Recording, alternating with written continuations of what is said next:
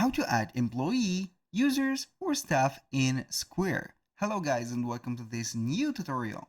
In today's video, I'm going to show you how simple and easy it is to add an employee or your staff or a staff member into your Square account.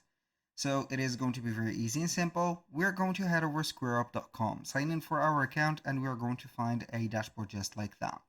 Now from the left side of the screen, we're going to see the control panel, which is going to contain, as you can see, items or many items. We're going to click from here, stuff. Click on staff. Here we have the team, and you can go ahead and click on team members. So we are going to click on team members, and we are going to add team members. So this is the staff or the users or whatever.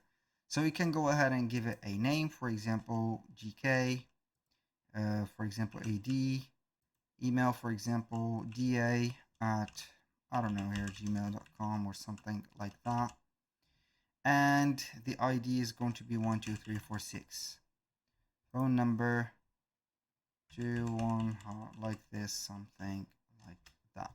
We're going to click on next. Then we are going to set up the primary job of the, let's say here, the person, the user, or whatever, the pay type, the hourly rate, and also you can go ahead and add another job for it. And when you finish, you're going to set it up. So I'm going to remove that. For example, a waiter or a supervisor. For example, the hourly rate is going to be 20. You can go ahead and set up the overtime exempt, and we are going to click on next. Now for the permissions, you can go ahead and have team permission, service provider, front desk manager, whatever. So I'm going to have it as a team permissions. So we can go ahead and set up the location, the authorized representative. I'm going to let this person to contact Square support on my behalf or the behalf of the business. You can go ahead and create a, as you can see, a password for it. Click on next. When you finish, you're going to review their profile. Click on done and boom.